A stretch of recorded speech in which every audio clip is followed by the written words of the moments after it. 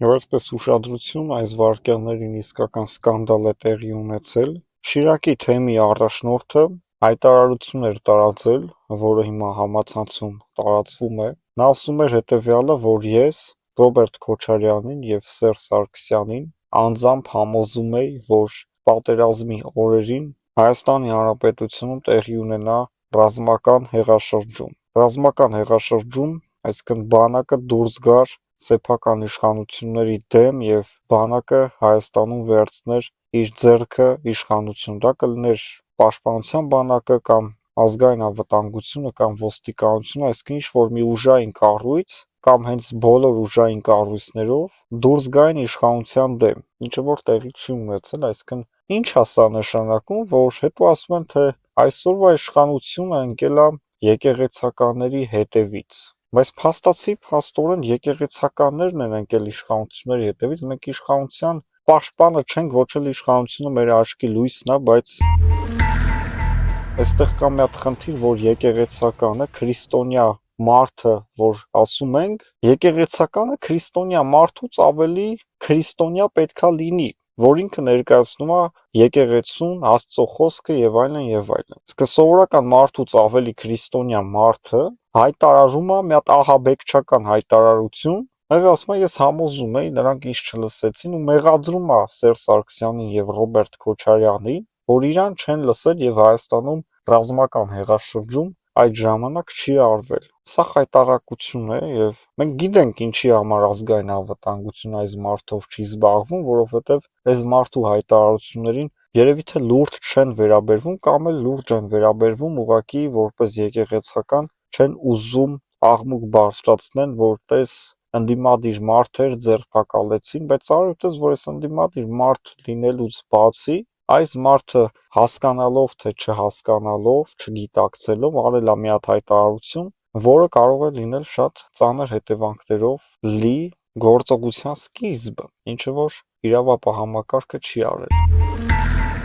Հետո ասում են եկեղեցու դեմ արշավ, եթե եկեղեցու դեմ արշավ լիներ, Բագրատ Գալստանյանը, այս անձնավորությունը, Շիրակի թեմի առաջնորդը վաղուց կհայտնվեին համապատասխան վայրերում։ Եկեղեցին այսօր ընկել է պետականության հետևից։ Շատ մարդիկ պնդում են, որ այսինքն իրանց մեջի ռուսամետները պնդում են, որ Հայաստանը պետքա, չգիտեմ, դառնա Ռուսաստանի կամակատարը, Գյումրիի քաղաքապետ Վարդան Ղուկասյանն էլ իր ռուսամետությամբ եւ շատ սարսափելի ծանր աստիճանի ռուսամետությամբ փորձում է քարոզել, որ Հայաստանին անկախություն պետք չի, Հայաստանը պետքա դառնա միութենական պետության մի մաս։ Ասում է Թուրքիան, եթե չեք ուզում գա Հայաստան, պետքա ռուսները գան, դե գնացեք Թուրքին բերեք, ռուսին մերժեք եւ այլն։ Ոչ ռուսը, ոչ էլ առավել եւս թուրքը Հայաստանում անելիք չունեն։ Լավ, չեք կարող մտածել, որ Հայաստանը կարա լինի անկախ պետություն, Հայաստանը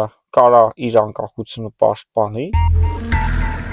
համագործակցելով թե Ռուսաստանի, թե Ամերիկայի, թե նույնիսկ Թուրքիայի որպես հարևան պետություն, Եվրոպայի հետ եւ քեզ հետ հարգալից վերաբերվեն, եթե դու դարձար միութենական պետության մի մաս, քեզ ոչ մեկ չի հարգելու, նույնիսկ քո թշնամիների հետ կարող ես ավելի թշնամանալ։ Ամեն ինչ եկել է հենց ռսից, թե Լեռնային Ղարաբաղի հարցը, թե Նախիջևանը, թե Կարսի եւ Վանի շրջանների Թուրքիային հանձնումը, այսինքն այդ ովքեր են այդ տարածքները տվել թուրքերին ու ադրբեջանցիներին, որ եկել այսօր բան եք բացատրում, իհարկե ռուսները։ Եթե ռուսը հայ բարեկամն էր, այդ բոլոր տարածքները կարող էր պատկանել հայ ժողովրդին, թեկուզ մենք լինենք միութենական պետության մաս, բայց այդ տարածքները ռուսը չզիջեր թուրքերին։ Այն ժամանակ կասենք ռուսը մեր եղբայրն է, մենք լինում ենք Բելարուսի կարգավիճակով Ռուսաստանի միութենական մի մասը, բայց ոչ մի բան չի արվել մեզ համար, որ մենք այսօր մեր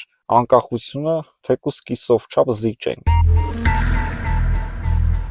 Եվ այսպիսով ուշադրություն։ Ինչն է Ադրբեջանին խանգարում ստորագրել խաղաղության պայմանագիրը, արդյոք Հայաստանը կկարողանա մինչև վերջ իր ասածը առաջ տանել եւ չփոխել սահմանադրությունը եւ արդյոք Հայաստանի ժողովուրդը սահմանադրության փոփոխության հնարավոր հանրաքվեին կքվեարկի այո։ Միանշանակ կասենք, որ այս պայծրությամբ հարցումները ցույց են տալիս, որ Հայաստանի ժողովրդի 85%-ը Ադրբեջանի պահանջով դեմ է սահմանադրության փոփոխությանը։ Ադրբեջանն ասում է, քանի դեռ Հայաստանի Հանրապետությունը չի փոխել իր սահմանադրությունը, որը հիմնվել է անկախության հռչակագրի հիմքերի վրա, չի կարող ստորագրվել խաղաղության պայմանագիր, քանի որ այդ անկախության հռչակագրում ասվում է, որ Արցախը պետք է միանա Հայաստանի Հանրապետությանը։ Հայաստանի արտգործնախարար Արարատ Միրզոյանը Բայրամովի հետ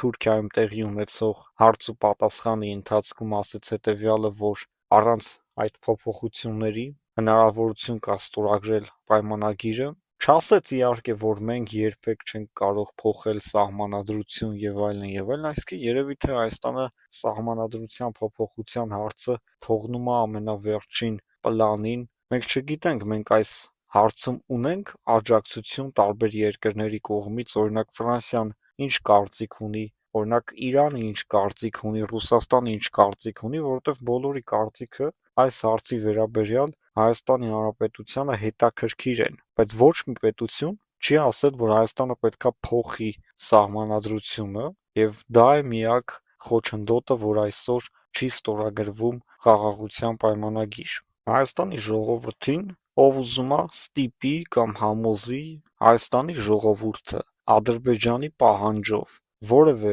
բանի տակ այո դնող չէ։ Սա հստակ թող Ադրբեջան իմանա։ Եվ այսօր էլ խոսակցությունները իհարկե այնպես են, որ եթե 1 տարի հետո նույնիսկ դրվի սահմանադրության փոփոխության հարց եւ այնպես ներկայացվի, որ գիտեք ինչ կա, սա Ադրբեջանի պահանջը չէ, միևնույն է Հայաստանի ժողովուրդը արդեն գիտի, որ դա Ադրբեջանի պահանջն է, բայց մենք վստահ ենք, որ նույնիսկ եթե այդ փոփոխությունները մենք անենք, Ադրբեջանը հրաժարվելու է ստորագրել խաղաղության պայմանագիրը, տարբեր պատճառներ բերելով։ Եվ այդ ժամանակ, ինչպես է Հայաստանի ղեկավարությունը նայելու հայ ժողովրդի աչքերի մեջ, երբ որ հանուն խաղաղության ժողովրդին համոզեն եւ այլն, եւ ժողովուրդը գնա եւ քվեարկի այո փոփոխեն սահմանադրությունը եւ Ադրբեջանն ասի հիմա էլ ուրիշ պատճառ կա, որ չենք ստորագրում խաղաղության պայմանագիրը։ Մենք վստահ ենք, որ Ադրբեջանը այդպես է պատասխանելու եւ մենք չենք տեսնում Ադրբեջանի հետ հնարավոր մոտ ապագայում խաղաղություն, նախ Ադրբեջանը դա չի ուզում եւ հետո Հայաստանը սրանից այն կողմ զիջումների եւ նմանատիպ այլ գործընթացների չի կարող գնալ, դա արդեն ճոխություն կլինի։ Ադրբեջանը փորձում է քաղել հնարավոր առավելագույնը այս հարցի շուրջ եւ այդ պայմանագրում ներառել բաներ, որոնք երկար տարիներ իրենց օգուտ են տալու եւ Ալիևը գլուխ է գովալու, որ ինքը նման բան է ստորագրել այն հայերի հետ, որոնք 30 տարի եւ ավելի Լեռնային Ղարաբաղը իրենց ձեռքում են պահել։ Եվ մենք նույնիսկ Թուրքիայի հետ այսօր չենք կարողանում լեզու գտնել, Թուրքիայի հետ ոչ պատերազմի մեջ ենք, 100 տարի է Թուրքիայի հետ մենք պատերազմներ չենք ունեցել, իսկ 100 տարի անցել է, բայց